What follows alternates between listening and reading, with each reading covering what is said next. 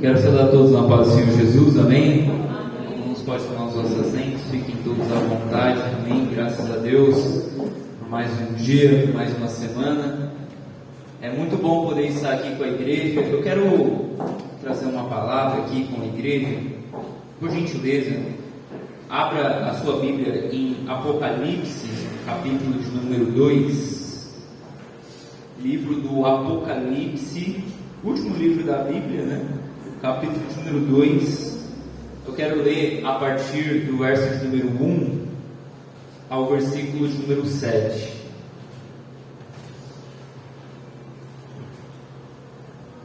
Carta à igreja de Éfeso. Amém? Apocalipse, capítulo 2, a partir do versículo de número 1. Amém? Amém. Diz assim: escreve ao anjo da igreja que está em Éfeso. Isto diz aquele que tem na sua destra as 7 estrelas, que anda no meio dos 7 castiçais de ouro. Eu sei as tuas obras, e o teu trabalho, e a tua paciência, e que não podes sofrer os maus, e puseste à prova os que se dizem apóstolos e não o são, e tu os achastes mentirosos, e sofrestes e tens paciência, e trabalhaste pelo meu nome e não te cansastes. Tenho, porém, contra ti, que deixaste o teu primeiro amor. Lembra-te, pois, de onde caíste, e arrepende-te, e pratica as primeiras obras. Quando não, brevemente a ti virei, e tirarei do seu lugar o teu castiçal, se não te arrependeres. Verso 6. Tens, porém, isto, que aborreces as obras dos nicolaítas, as quais eu também aborreço.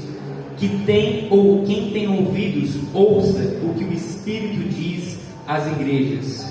Ao que vencer, dar-lhe-ei a comer da árvore da vida que está no meio do paraíso de Deus. Amém? Só até aqui. Mantenha a Bíblia aberta.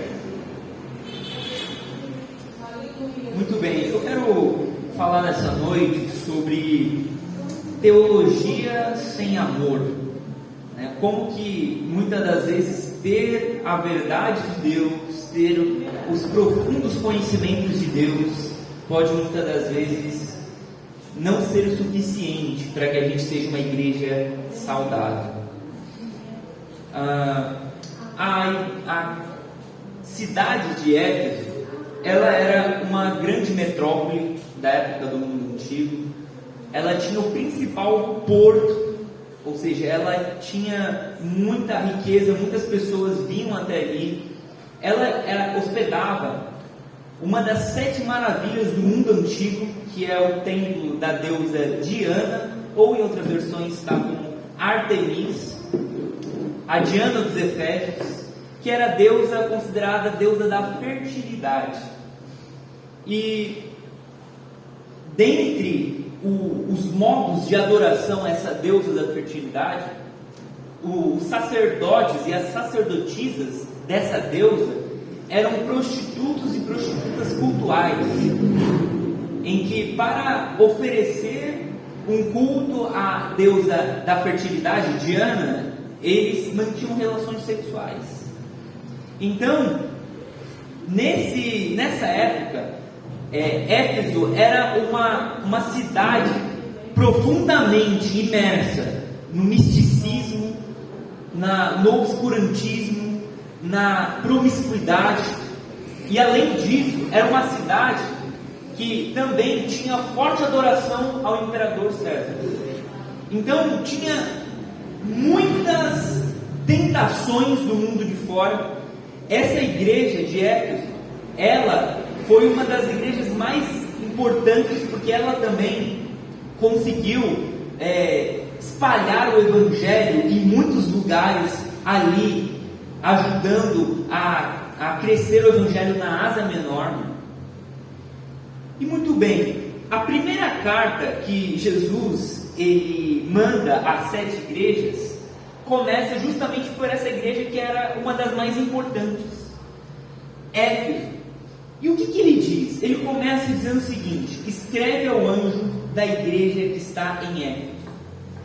Só que uma coisa muito importante de se dizer é que Jesus ele fala algumas realidades específicas à igreja de Éfeso, mas não que as outras igrejas não deveriam prestar atenção ao que Deus estava falando a Éfeso.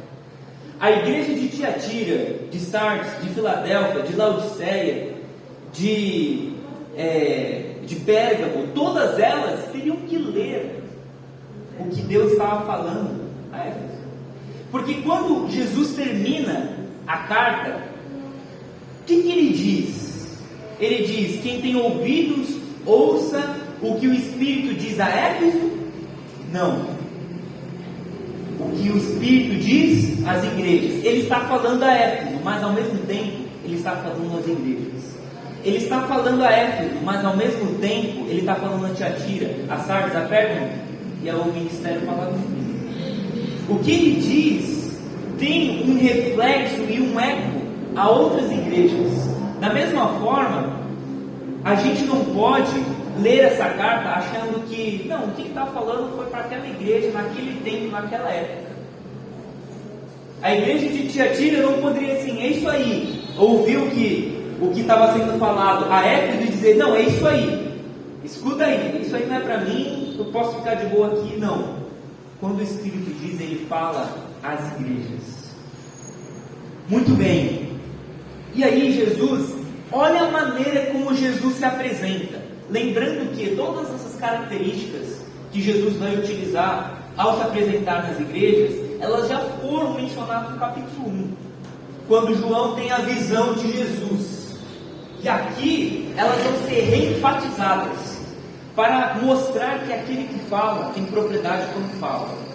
E aí ele diz assim: isso diz aquele que tem na sua destra 7 estrelas. Aqui Jesus mostra que ele é o dominador, que ele tem domínio sobre o mundo espiritual.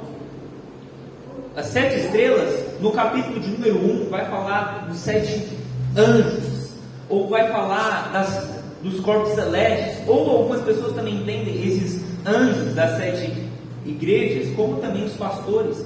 De qualquer modo, o que Jesus quer enfatizar é que ele tem nas suas mãos, aquele que tem nas suas destras as 7 estrelas, ele tem o mundo espiritual, ele tem a igreja em suas mãos.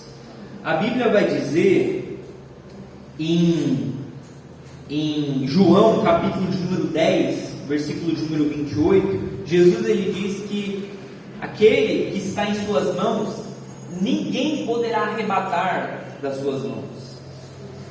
Paulo diz em Romanos capítulo de número 8, a partir ali do versículo de número 38, que ele está certo de que nem a morte, nem a vida, nem os anjos, nem os principados, nem os potestades, nem o presente, nem o porvir, nem a altura, nem a profundidade, nem qualquer outra criatura nos pode separar das mãos ou do amor de Cristo. Então, da mesma forma, Jesus ele nos sustenta em nossas mãos, em suas mãos. E é por isso que a gente canta o hino 545 da nossa harpa, né? Esses dias, acho que foi o Cauê que postou que a harpa cristã estava fazendo 102 anos, né? Eu acredito que deve ser isso mesmo, porque tem os hinos bem antigos, né? Desde 1910 a Assembleia de Deus está aqui no Brasil, e a harpa cristã ela possui hinos maravilhosos, né? E dentre eles tem um hino que eu gosto muito, que é o 545, que ele diz assim: porque ele vive, posso crer no amanhã, porque ele vive, temor não há, mas eu bem sei que a minha está nas mãos do meu Jesus, que vivo está. Amém? Esse hino, ele é profundamente bíblico, e quem sabe o autor também não poderia estar pensando em Apocalipse, que diz que ele sustenta na sua destra, nas suas mãos, as 7 estrelas, que ele sustenta o mundo espiritual, que ele sustenta a sua igreja. Nós estamos na palma das suas mãos, e se a gente está nas mãos de Deus, a gente está nas mãos certas, a gente está nas mãos poderosas, né? Só que a gente nota que Jesus, ele diz mais. Ele diz que não apenas ele tem o mundo espiritual, que ele tem as 7 estrelas, mas que ele anda no meio dos 7 castiçais de ouro, que no capítulo anterior, o último verso, vai dizer que os 7 castiçais é a igreja, simboliza a igreja que ilumina o mundo. Nós estamos muito acostumados a falar do Deus Altíssimo, mostrando que Deus, ele está no seu trono, que ele domina, que ele governa, que ele é o transcendente, mas muitas vezes nós não estamos acostumados, ou talvez perdemos a consciência, o impacto de dizer que Jesus, ele está no meio de nós. Amém. Ele é transcendente, mas ele também é imanente. Ele é o Deus de longe, mas ele também é o Deus de perto. Ele é o Deus Altíssimo, mas ele também é o Emmanuel, o Deus conosco. Amém. E ele está conosco. Ele anda no meio de nós. Muitas vezes a gente perde o impacto disso, a gente perde a noção do que é dizer que Deus está conosco. Ele está conosco quando a gente trabalha, quando a gente estuda, quando a gente acorda, quando a gente vai dormir. Ele nos sonda, ele é a nossa sombra, a nossa direita, conforme diz Salmo 121. Só que ele está conosco e existem algumas implicações em ele estar conosco. O fato dele andar no meio de nós gera algumas implicações. Dentre elas, ele nos conhece melhor do que nós mesmos, melhor do que qualquer pessoa que possa te conhecer e possa ter intimidade com você. E ele vai fazer uma avaliação sobre nós, sabendo os nossos pontos fortes, sabendo as nossas virtudes, sabendo naquilo que a gente faz que é de acordo com a sua palavra, mas ao mesmo tempo ele também tem sérias acusações a fazer a nós. Então a gente tem que ter essa noção e o impacto disso.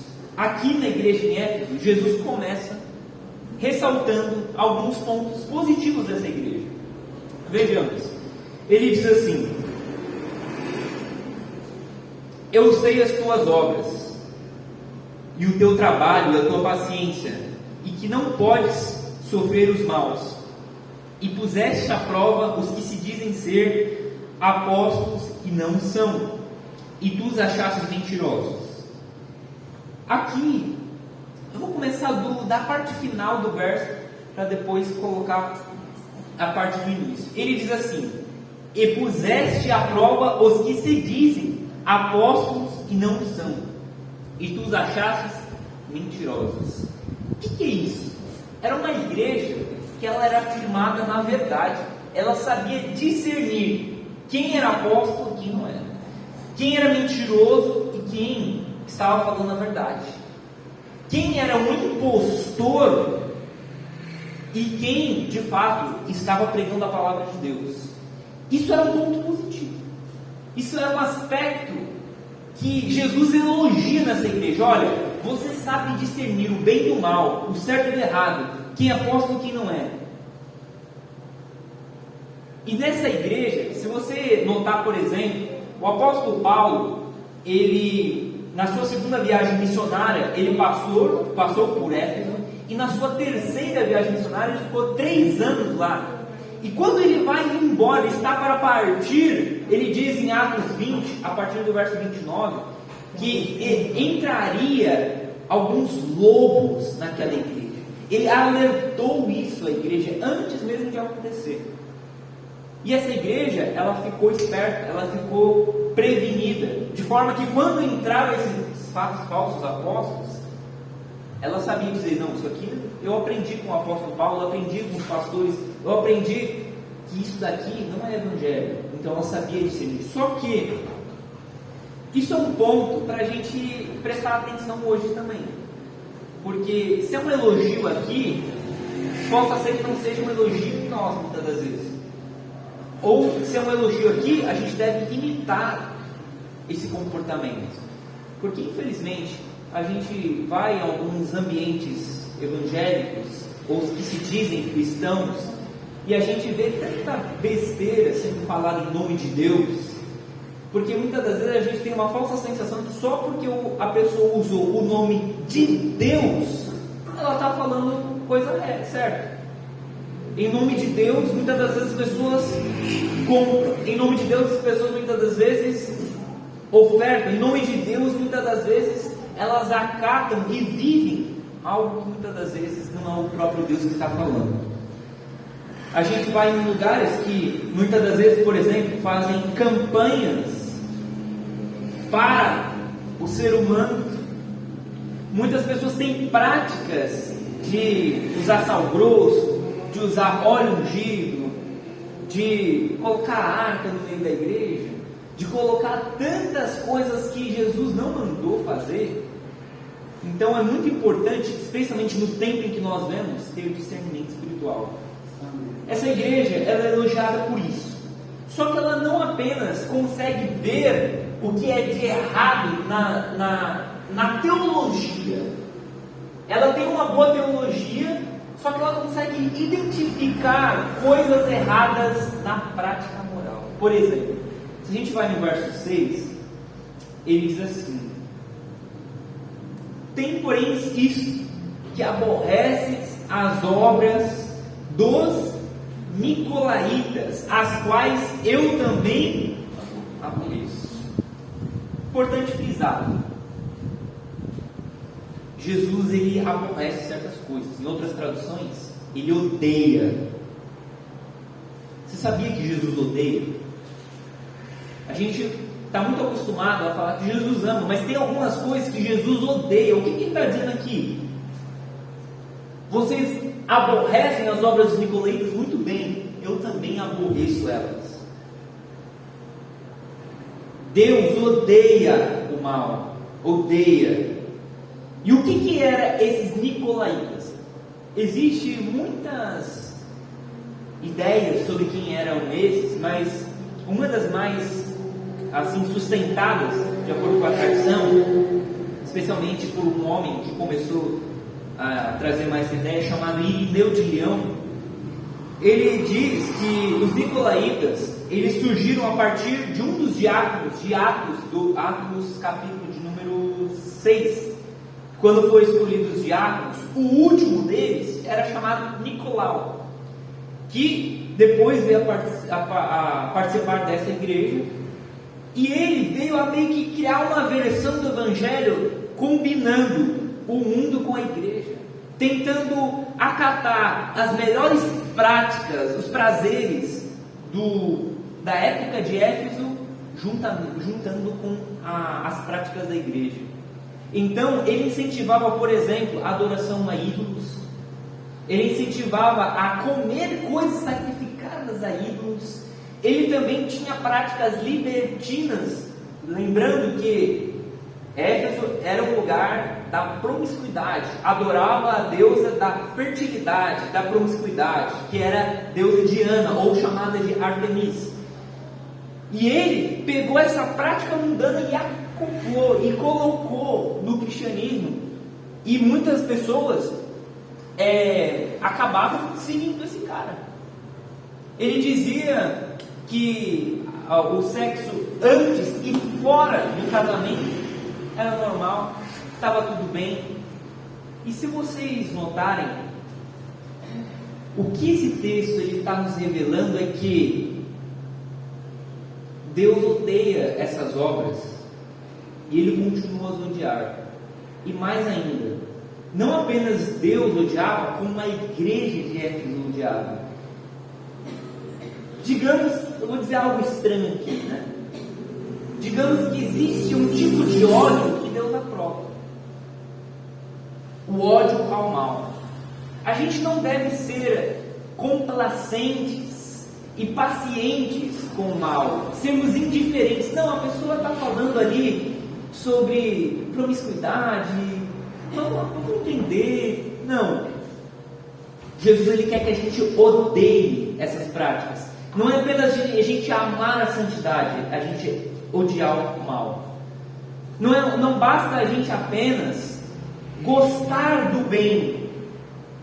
A gente tem que ter repulsa àquilo que é mal. Então, essa é uma prática boa da igreja de Éfeso. Eles repudiavam essas práticas dos nicolaítas.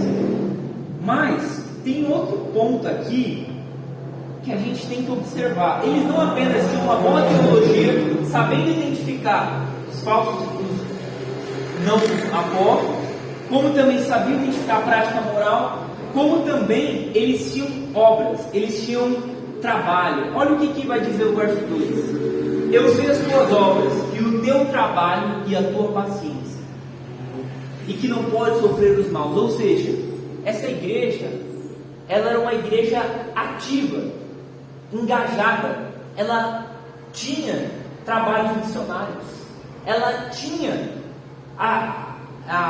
uma igreja pujante. Se você lê em Efésios capítulo de número 1, Paulo vai elogiar essa igreja, dizendo que o que Deus estava fazendo nela estava tendo repercussões em várias e outras igrejas. Ele diz: eu agradeço a Deus quando ouço falar das obras que vocês têm feito. Então, era uma igreja que teve repercussão e que teve, assim, ação, tinha atitude, que tinha trabalho missionário. Só que, agora vem o ponto que muitas das vezes a gente tem dificuldade. Ela também sofria pelo nome de Jesus. Perseguição. E trabalhaste pelo meu nome e não te cansastes. Ou em outras versões, suportastes pelo meu nome. O que acontece? Eles não estavam sofrendo por algo que eles mesmos cometeram, mas era por causa do próprio nome de Jesus. E muitas das vezes, hoje eu e você vamos ser perseguidos. Só que muitas das vezes essa perseguição não vai ser tão escancarada ou tão clara, do tipo: você é cristão, então eu vou te bater. Não. Pode ser que sim, pode ser que não. Você é cristão, você lê a Bíblia, então você não vai fazer parte da nossa roda de amigos. Não é exatamente, pode ser sim, mas não é exatamente isso. Muitas das vezes, a perseguição que eu e você temos é através dos nossos valores. E é por isso que muitas vezes a nossa perseguição que a gente tem hoje é através de títulos, né?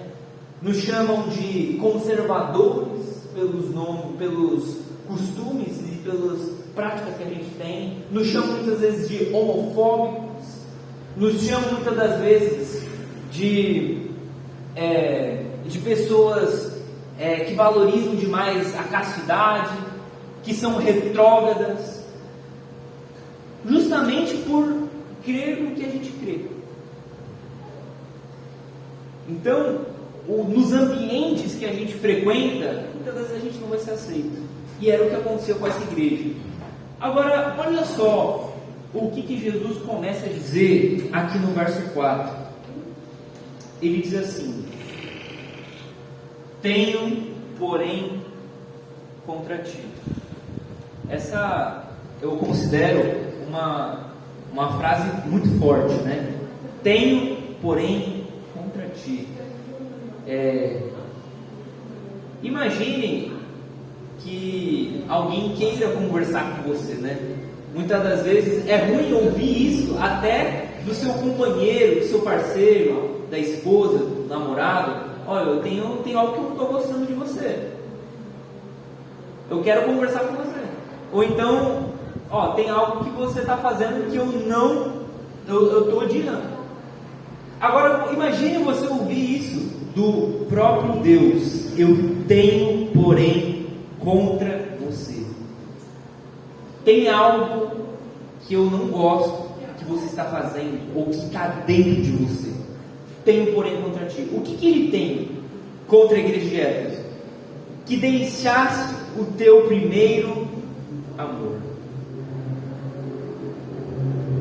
Tinha teologia? Tinha. Trabalhava. Buscava a verdade? Buscava a verdade. Tinha discernimento espiritual? Tinha. Porém, ela perdeu o seu amor. Isso é muito importante, porque a gente pode fazer coisas para Deus sem ser aprovado por Ele. Ela era uma igreja que fazia muito, mas ainda assim Deus estava falando: eu tenho porém contra você, que você perdeu o seu primeiro amor. Esse primeiro amor pode ser tanto a questão de tempo, daquilo que essa igreja fazia lá no início, quanto em questão de qualidade, do tipo, colocar o amor a Deus em primeiro lugar.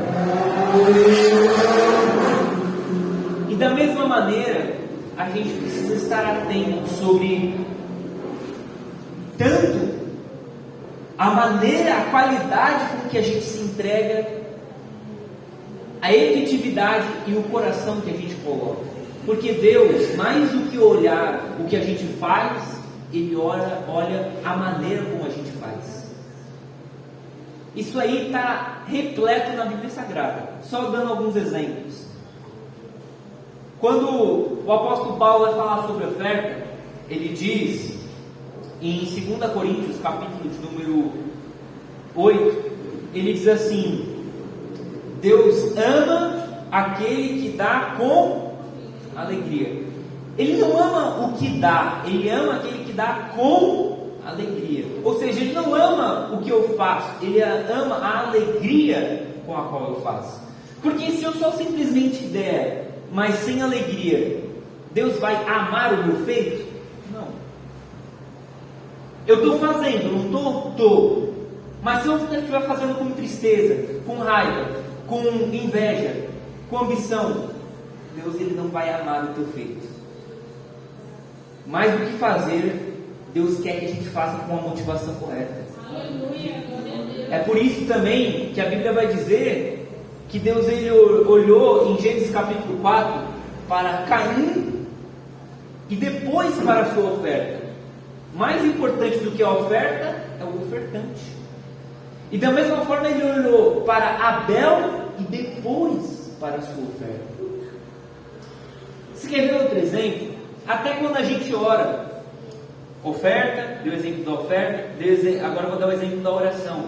Jesus diz em Mateus 6,6: Tu, quando orares, fecha a porta do teu quarto e ora ao teu Pai em secreto, porque o Pai que te vê em secreto te recompensará publicamente. Pergunta: quando a gente está orando, a gente está falando? Por que a Bíblia não diz é o Pai que te ouve em secreto, mas é o Pai que te vê em secreto? Porque mais do que ouvir o que você está falando para Ele na oração, Ele está te vendo. Por que você está pedindo isso que você está pedindo para mim? Por que você quer que eu abençoe essa pessoa? Por que você quer essa bênção, esse carro novo, essa casa nova? Qual a sua motivação? Você quer glorificar a si mesmo? Você quer que as pessoas vejam o quanto você evoluiu, o quanto você está melhor? Ou você quer de fato que eu te abençoe para que essa bênção venha alcançar outras pessoas? Ou para que o meu nome seja glorificado na sua vida? Qual a sua motivação? É o Pai que te vê. Da mesma maneira, tudo que a gente vai fazer, a gente tem que ter essa consciência. Como Deus está vendo? Como Deus quer? A Bíblia vai dizer, por exemplo, outro exemplo, adoração. Isaías, capítulo de número 29, verso 13, vai dizer sobre Israel que ele diz assim: esse povo que honra-me com os teus lábios, mas o teu coração está longe de mim. Coração, o ponto é coração, é amor, é entrega, é motivação. Do ponto de vista humano, você pode até passar batido, mas do ponto de vista de Deus, ninguém passa batido. Você quer ver outro exemplo de outra igreja? Sardes, capítulo 3 de Apocalipse, vai dizer que tu tem nome de que vives, mas estás morto. Do ponto de vista humano, o olhar humano vai dizer: é uma igreja viva, é uma igreja que está atuante, é uma igreja pujante, uma igreja que faz obras, viva. Agora, diagnóstico de Deus: eu que te conheço de dentro para fora, eu digo, você está morto. Mais importante do que a avaliação da terra, a avaliação do céu. Mais importante do que você ter aplausos humanos, é sobretudo você ter o aplauso e a popularidade de Deus. Eu vi uma frase hoje, esses dias, eu estava lendo o livro Porque Tarda o Pleno Avivamento, do Leonardo Ravenhill. Ele tem uma frase muito bonita, muito interessante. Ele diz que a única popularidade que ele quer ter é a popularidade que verdadeiramente importa, que é ser popular diante do trono de Deus. Amém. É você ser conhecido por Deus, não apenas não ser conhecido diante dos homens. Então, diante de Deus, qual que é a avaliação de Deus a teu respeito? O importante, irmãos, é o coração. Se você, por exemplo, vê Filipenses capítulo de número 1, a partir ali dos versos 15, vai dizer motivações sobre pregação. Paulo vai dizer que quando ele foi preso, muitas pessoas começaram a pregar. Aí ele vai dizer que alguns pregavam por inveja, por disputa, aproveitando que Paulo não estava na área, ele falou assim: olha, agora Paulo não está aqui, eu vou começar a pregar e vou querer ganhar popularidade. Mas outros, ele vai dizer, quando souberam que eu estava preso, resolveram pregar, mas resolveram pregar com encorajamento, com verdade. Então, Deus, ele olha isso. E qual era o problema dessa igreja? Ela tinha verdade, mas ela não tinha amor. E mesmo a verdade sem amor pode representar queda em nossa vida. O que Jesus diz? Lembra-te, pois, de onde caíste. Geralmente tem essa frase no meio evangélico, religioso, né? Sabe o fulano? Fulano caiu. O que a gente está dizendo quando a gente diz fulano caiu? Geralmente, popularmente ele teve algum pecado sexual. Ele traiu, ele adulterou. Mas Jesus chama aqui cair outra coisa. Possa ser que você não caia na maior parte dos pecados que as igrejas tanto odeiam e tanto gostam de colocar no meio aqui da igreja, no meio da Santa Ceia, falando: olha, fulano pecou essa semana, tal, e aqui está pedindo perdão para poder cear. Então, assim, tem tantas coisas que as igrejas odeiam, mas só que Jesus, ele diz: olha, vocês não caíram nessas outras práticas, mas vocês deixaram de amar. E deixar de amar é também uma queda. A Bíblia diz, 1 Coríntios capítulo 10, versículo de número 12, versículo 13: aquele, pois, que está em pé, olhe para que não caia. Então, se você se considera em pé, olha para que você não caia também. Então, Jesus ele traz algumas advertências. Lembra-te, pois, de onde caíste e te arrepende-te. Lembrar do que? Da onde você caiu, da onde foi o seu pecado, da onde foi que você deixou com que invadisse dentro do seu coração essa corrupção. Porque muitas das vezes, pensa aí no melhor momento que você já teve com Deus. você ainda pode ter mais coisas. Só que muitas das vezes algo entrou em você que você deixou de valorizar o que você valorizava, deixou de amar, sabe, o brilho nos olhos, o fogo no coração, o ânimo de buscar a Deus, de orar, de ler a Bíblia, de falar de Jesus para as pessoas. Muitas das vezes, como diz o pastor Neil Barreto, o problema dos novos convertidos é que eles vão se tornando velhos convertidos. Os novos crentes vão se tornando velhos crentes, e muitas das vezes a chama que a gente tinha no início não nos encanta mais. A verdade, ela continua sendo verdade, não importa o tempo que você tenha de cristianismo ou de fé cristã, mas a verdade que incendiava o seu coração no início, ela tem que continuar incendiando agora. Você não pode se acostumar com a fé, acostumar-se com o rito religioso, com aquilo que Deus colocou dentro de você. A pior coisa é se acostumar-se com o sagrado, é se acostumar-se com o santo e perder o encanto, perder aquele senso de se tornar algo que te impressiona, que te motiva, que te anima. A gente deve sempre ter esse ânimo. Ele diz: lembra-te, pois, de onde caíste e se arrepende. O problema, muitas das vezes, da nossa geração é que parece que a gente não pode ter nenhuma culpa. Carregar culpa é carregar coisas negativas, né? A gente não tem que pensar positivo, pense só coisas positivas. Culpa é o que? Positivo ou negativo? Negativo. E o problema é que a gente, muitas das vezes, é indiferente às nossas mazelas interiores. A gente é indiferente aos nossos defeitos, aos nossos pecados, às nossas culpas. E aí a gente não reflete e a gente não se arrepende.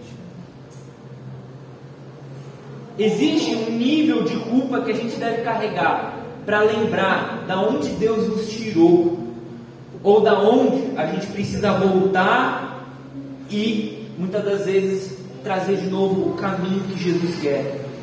Arrependimento é conversão. Arrependimento não é choro, é atitude. Se você muitas das vezes chora, mas não muda, pode ser muitas vezes remorso. É a diferença clássica entre Judas e Pedro. Então, o que a gente precisa é lembrar de onde a gente caiu e fazer uma metanoia, um retorno, uma nova mente, uma nova maneira de ser, um arrependimento. E aí Jesus ele termina com algumas advertências. 3 também, né? Quando não, primeiro, brevemente. Ou seja, se você tem que fazer algo, faça agora. Se você tem que restaurar essa chama, esse ardente, esse fervor por Deus, faça agora.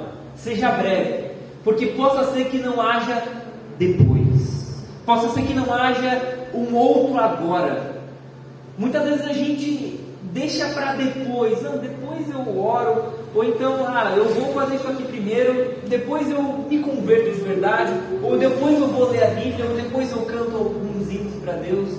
Mas o que Jesus ele diz é que se a gente tem que tomar uma atitude, essa atitude tem que ser breve, porque se não breve, quem será? É Ele. Brevemente a ti virei. Mas de que maneira Ele virá a nós? A ti virei e tirarei do seu lugar o seu castiçal, se não se arrependeres. Então Ele vai ser breve, Ele vai vir e Ele vai vir para retirar o seu castiçal. O que é o castiçal? Castiçal é aquilo que brilha, né? É o castiçal, o candelabro que brilha. Quando Jesus ele diz que Ele vai tirar o seu castiçal, você vai perder a sua luz, você vai deixar de ser igreja. Qual a função do castiçal? É iluminar. Coloca-se o castiçal para iluminar o templo, colocava-se o lugar santo. Quando Jesus disse que vai tirar, ele vai estar dizendo: você deixará de ser igreja. Então eu virei a ti, não para te abençoar, mas para tirar o seu lugar de igreja. Por último, ele fala agora aqueles que são os remanescentes. Deus sempre tem os remanescentes. Em toda era, em toda época, Deus tem aqueles que buscam viver a verdade. Ele diz assim: quem tem ouvidos, ouça o que o Espírito diz às igrejas. Aqui, antes de falar propriamente o que Jesus diz, vale uma nota. Ter ouvidos é importante, especialmente na escuta espiritual, porque nem tudo aquilo que Deus fala você ouve. Tem gente que fala assim: fala Deus, eu quero ouvir Deus, eu quero saber o que Ele quer. A pergunta é: falar, Deus fala, você ouve? Você tem escuta espiritual? Porque o ponto é, Deus ele fala, e Ele vem falando, mas só que Deus, Ele não joga palavras fora. A Bíblia vai dizer que a sua palavra, ela não volta vazia. Então quando Ele fala, a sua palavra, ela cumpre o fim. Ele não é supérfluo, Ele sempre fala com objetivo. Mas se Ele vem falando e você não escuta, Deus para de falar. Então quem tem ouvidos, Ele diz: escute, ouça o que o Espírito diz às igrejas. Aí o que Ele diz? Ao que vencer, dar-lhe-ei a comer da árvore da vida que está no meio do paraíso de Deus.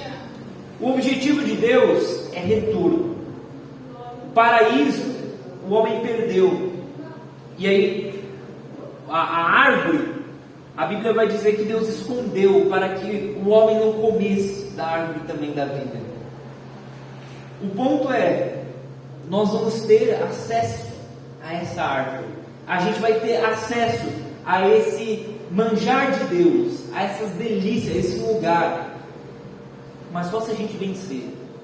E a gente vence essa guerra, a gente vence essa luta, não com armas humanas, mas a gente vence com amor.